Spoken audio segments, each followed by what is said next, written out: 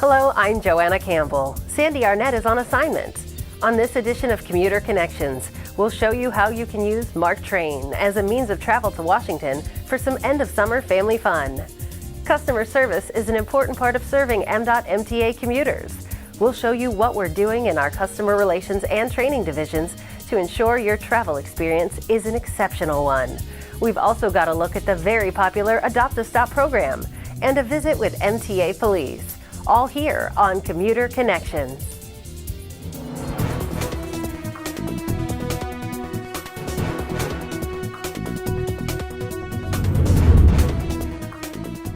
Providing Maryland safe, efficient, reliable transit with world-class customer service is job one at MDOT MTA. It's not just a slogan. There are programs and initiatives in place throughout the agency to promote success, especially in the area of customer service and customer information. Joining us with a look at our efforts in this area is MDOT MTA Deputy Director of Customer and Community Relations, Wayne Morris. Thank you for joining us today, Wayne. It's great to be here. So what is the mission of the MDOT MTA Office of Customer and Community Relations? Well, we have a lot of different parts. One, we handle customer complaints. Two, we handle, with our call center, we handle directional questions. We handle all the events. We handle the bike locker program and all the community outreach. So everyone's familiar with 410-539-5000. What kind of information is available when customers call this number? Anything. We're available to answer all sorts of questions, whether it be how to get from point A to point B, a fare question, you name it, we'll handle it. And they do a great job there. And where is the customer call center actually physically located? Oh, it's located at the Bush Division.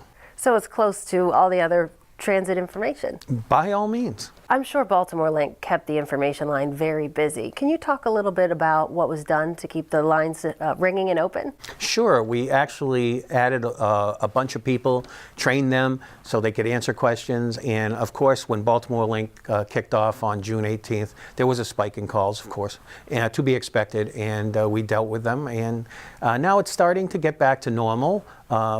People are getting used to the system and the call volume starting to decrease. Now, in addition to the phone call inquiries, you do also handle written complaints? Sure. Anything that comes to 6 St. Paul as a complaint will show up on my desk sooner or later. And you're the community side of the Office of Customer and Community Relations. So what duties does that actually entail? Well, I have all the events. I do all the community outreach, and I also do the bike locker program. And why is community outreach so important? That's the way to get the information out. And that is also spiked, by the way, since Baltimore Link, as all sorts of community groups are looking for a meeting, their own information, they have questions, and the best way to get them answered is to sit down and talk to them. And where do some of these community outreach events happen? Churches, community groups. There's 670 different community organizations in the city of Baltimore, and they all want different information, and we work with that. Well, Artscape wrapped up last month. How did that go? It went great. Besides being warm, it was a great way to get Baltimore Link information to the people, and we gave away a ton of transit maps and brochures and answered their questions, and it was real great to be there, and we'll do it again next year. So what's the next big event? Maryland State Fair. Oh, fun. August 24th to September 4th. And you could take the light rail right there. Right there to Timonium Fairgrounds. It's going to be great. You also work the bike locker program. Can you tell us a little more about that? You bet. There are 200 bike lockers throughout the system, primarily at MARC stations, light rail stations, and metro stations. And you can rent them for a year at $70. It's a great way to, you can ride to the station, park your bike, it will be safe, enclosed, and take it on the way home. Thank you for joining us today, Wayne. It's great to be here. Thank you. Just ahead, a look at how the MDOT MTA Training Division is working to ensure your next trip is one of world-class customer service. Stay with us.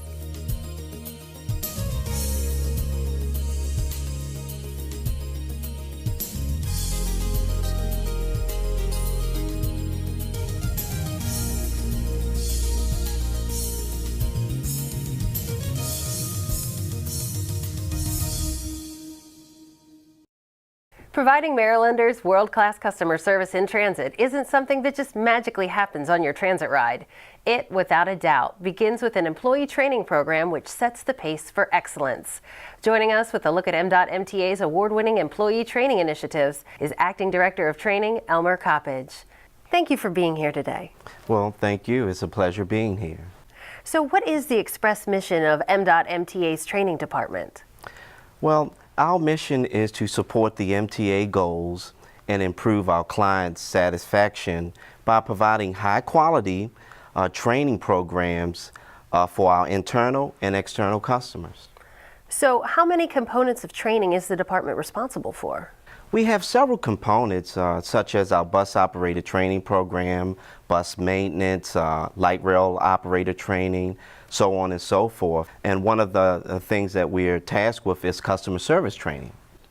So an important part of what you do, of course, is the bus operator training like you mentioned. How many operators a year do you train, and how many times a year does this happen?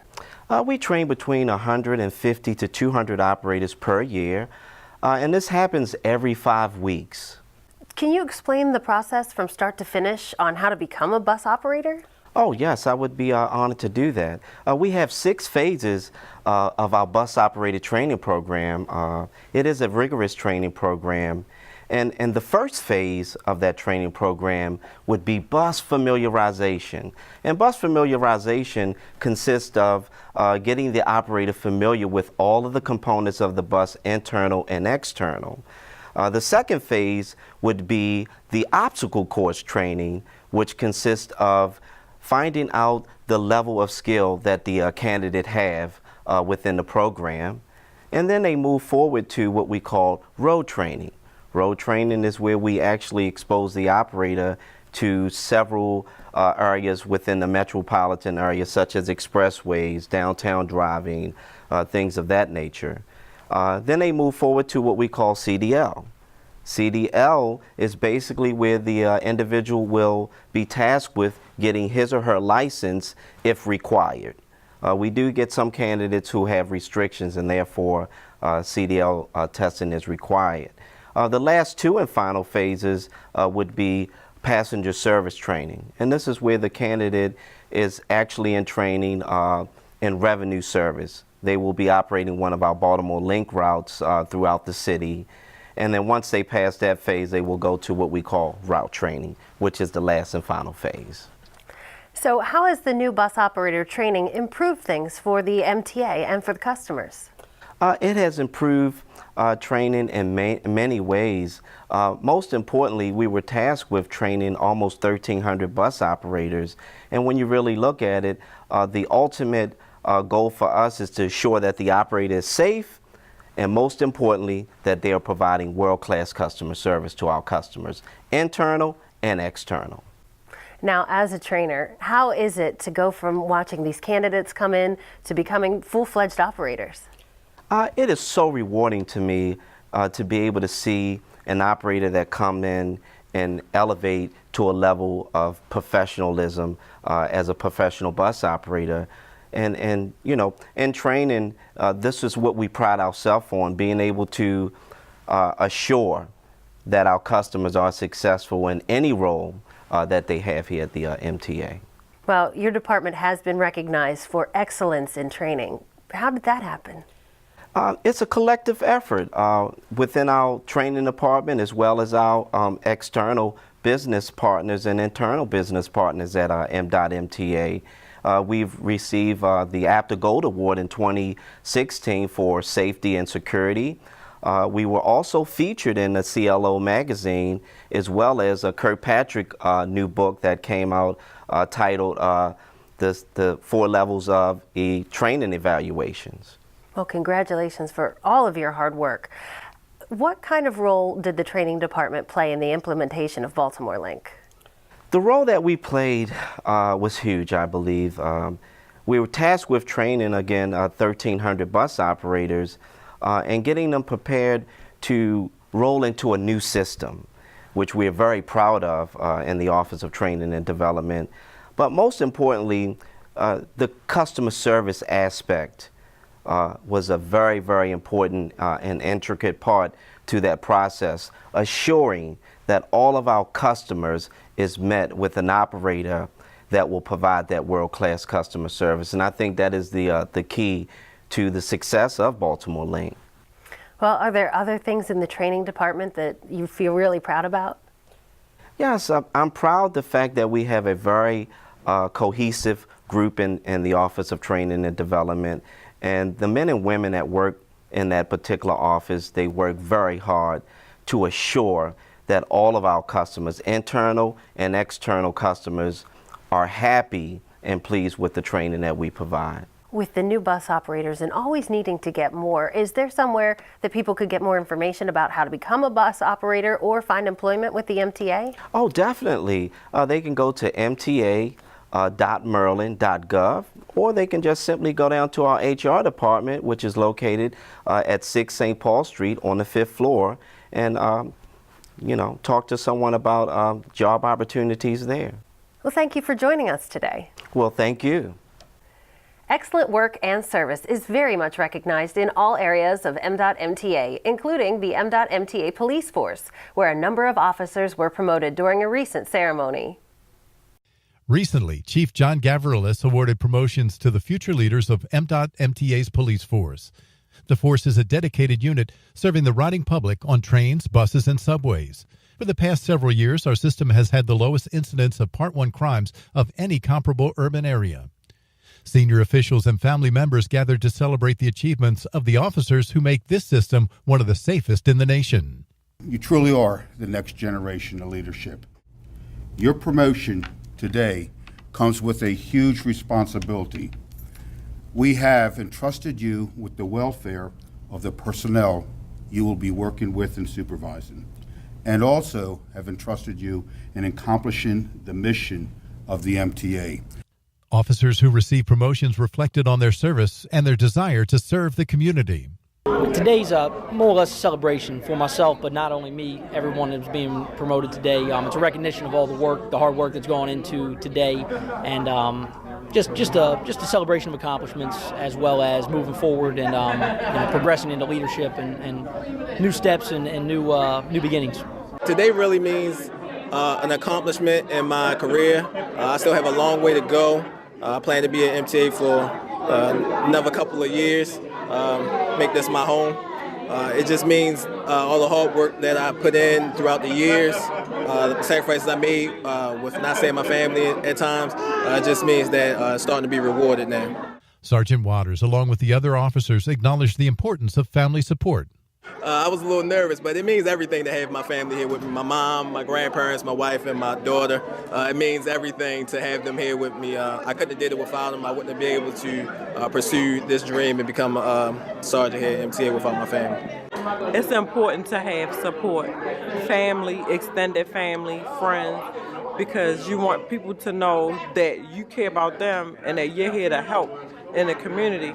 And when you have your family and friends supporting you, they let you know that they care also. For many, becoming an MTA police officer was the fulfillment of a lifelong dream. Yes, I've always enjoyed helping the community and helping others as well, so yes, I've always wanted to be a police officer.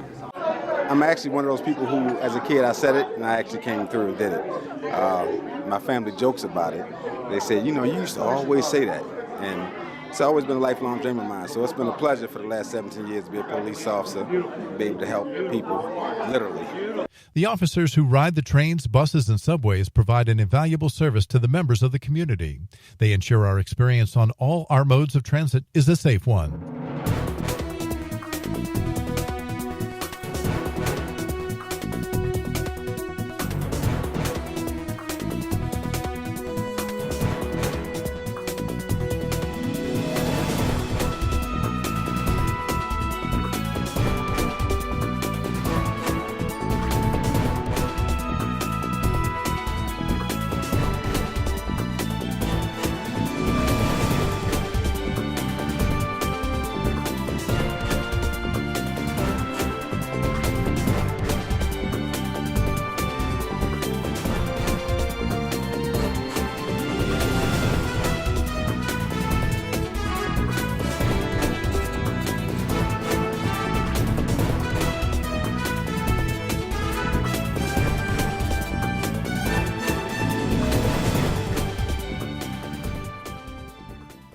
Coming up next, MDOT MTA is reaching out to you for assistance in the Adopt-A-Stop program.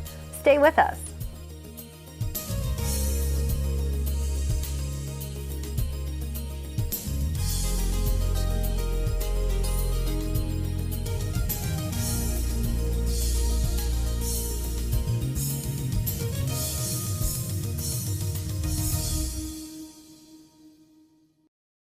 MDOT MTA is reaching out to you for a little assistance with its Adopt-A-Stop initiative. Sandy Arnett recently met with its director coordinator for some insight into the program. Hi, we're here just outside Fort McHenry with MDOT MTA's Director of Partnerships, Janine Kuzer. Now, Janine is in charge of the agency's Adopt-A-Stop program. Welcome to the show. Thanks, Sandy. So tell us, what is the Adopt-A-Stop program?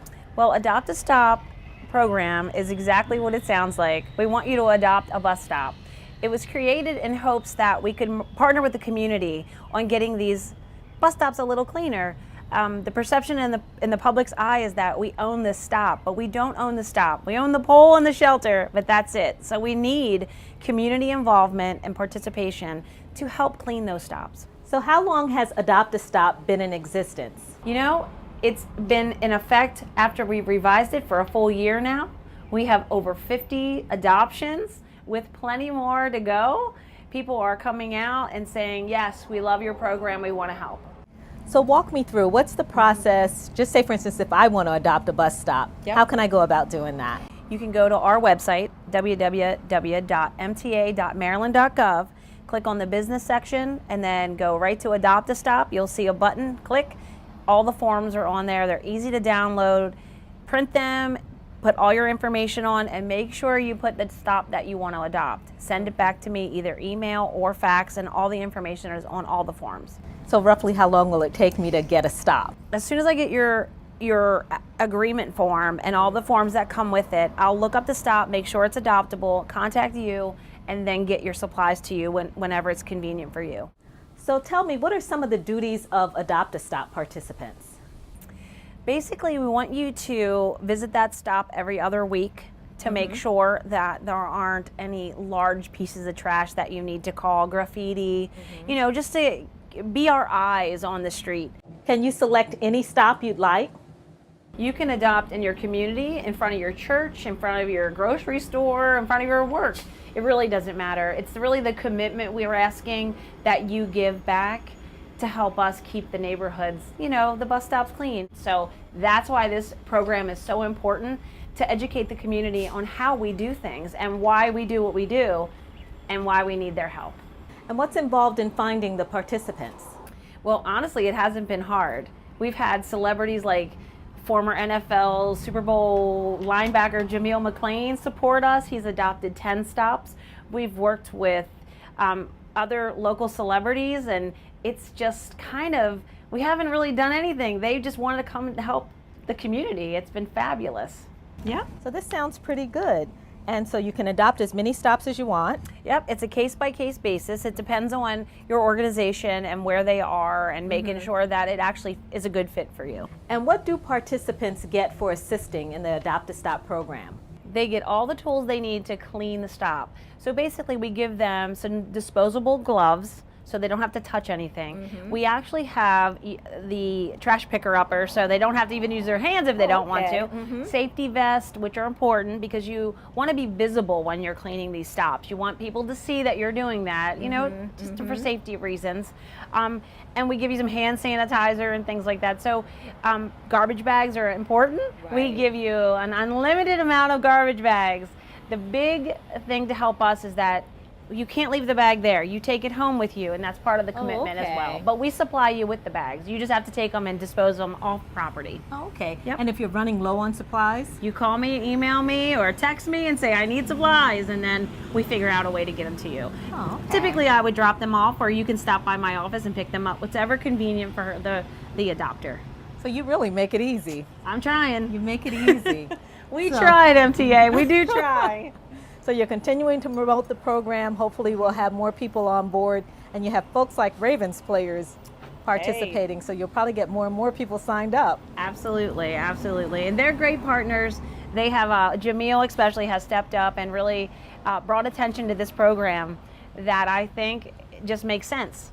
He's trying to help the community in his way, so do the Ravens, so do our other partners.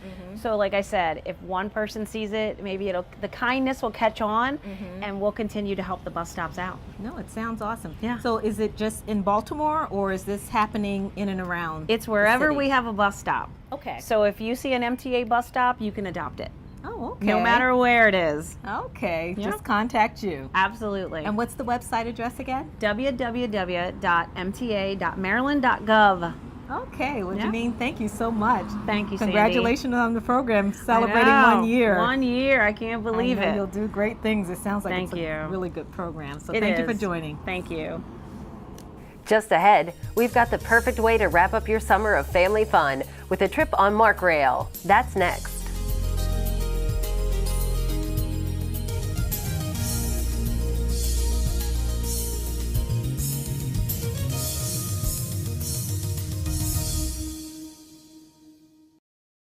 M.MTA has the perfect way for you and your family to wrap up your summer of fun. It's an exciting weekday or weekend family trip on Mark Rail. Enjoy the sights and sounds of our nation's capital. Joining us with information on train service to Washington is Mark's Acting Chief Transportation Officer, Dave Johnson. Thank you for joining us today, Dave. Thanks for having me, Joanna. So why is Mark Rail a good choice for visits to Washington? Well, the number one reason it's a great choice is the value. It's excellent value for the dollar. From Baltimore, it's $16 round trip. BWI, $14 round trip. And from Odenton, $12 round trip. You avoid the hassles of driving to Washington. I just had to drive to Washington this past weekend, unfortunately, and I got stuck on the Parkway. I was stuck on the Parkway for 30 minutes. The traffic was slow. It was hard to find a parking space. Avoid all that hassle and ride Mark train.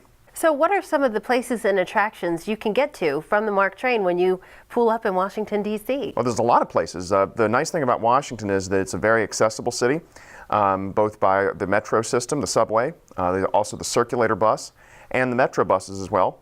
In addition, on our weekend service, we have the Mark bike car, which you can bring a full-size, non-collapsible bicycle on board the train, and then once you get to Union Station, you can bike to where you want to go. Some of the places that you can go to, just for examples, are the Smithsonian Museums. There's the Air and Space Museum.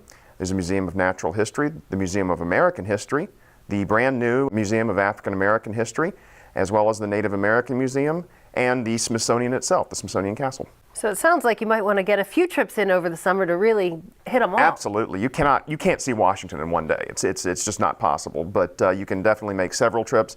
Other attractions, there's the United States Capitol building, of course the White House. There are many art galleries in Washington. There's also the Washington Nationals. I know this is Baltimore, and we're O's fans here, but there are the They do play. They play, of course. And the Washington Nationals are not far from Union Station, as well as we now have a Arena Football League rivalry between Baltimore and Washington. There is an Arena Football League team that plays Baltimore regularly, so you can come on down to Washington and see the Valor play. So what days is Mark trains available for travel to and from Washington? The Mark train's available 7 days a week on the Penn line. That's the route from Baltimore through Halethorpe and BWI on to Odenton and then down to Union Station in Washington. That service runs 7 days a week. Our Camden line is the other route from Baltimore to Washington. It runs through Dorsey and Laurel, College Park, and then down to Washington. That operates Monday through Friday only. And then the Brunswick line, which operates west of Washington out toward Montgomery County, Brunswick, and West Virginia, also operates Monday through Friday. When did the Mark train Penn line service start, and how is ridership on that line? The Penn line weekend service began in December of 2013. It's beaten all of our ridership projections. And then in December of 2014, we added the Mark bike car, which I mentioned earlier, and that was an additional enhancement to the service, and now it is featured on all weekend trains. We average about 5,000 to 6,000 passengers per weekend on Saturdays, and about 3,000 to 4,000 on Sundays. Unlike the weekday ridership, which is very consistent with folks traveling to and from work, the weekend does vary based on the time of the year. Right now is one of our busier times. It will taper off a little in the winter, but then pick back up in the spring. Some of our busiest months are April and May during the Cherry Blossom Festival and other spring events in Washington. So where can interested riders find out more information about taking the Mark train to Washington, D.C.? Well, you can find that on the MTA website, www.mta.maryland.gov. On the left-hand side, you'll see Mark Train. Just click on the word Mark Train, and that'll pull up schedules and fares and full information. Well, thank you so much for joining us to talk to us about taking Mark Train and making use of that great bike car option. You're welcome. That brings us to the end of another Commuter Connections program. Thanks for joining us. We'll see you next time.